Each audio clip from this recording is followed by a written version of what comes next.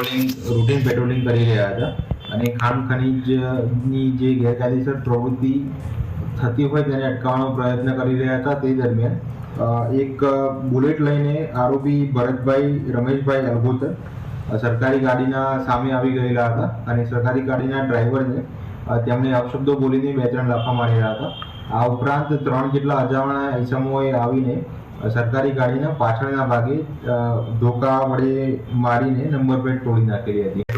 Routine patrolling કરી રહ્યા હતા અને ખાણ ખનીજની જે ગેરકાયદેસર પ્રવૃત્તિ થતી હોય તેને અટકાવવાનો પ્રયત્ન કરી રહ્યા હતા. તે દરમિયાન એક બુલેટ લઈને આરોપી ભરતભાઈ રમેશભાઈ અલગોતર સરકારી ગાડીના સામે આવી ગયેલા હતા અને સરકારી ગાડીના ડ્રાઈવરને તેમણે અપશબ્દો બોલીને 2-3 લાફા મારેલા હતા.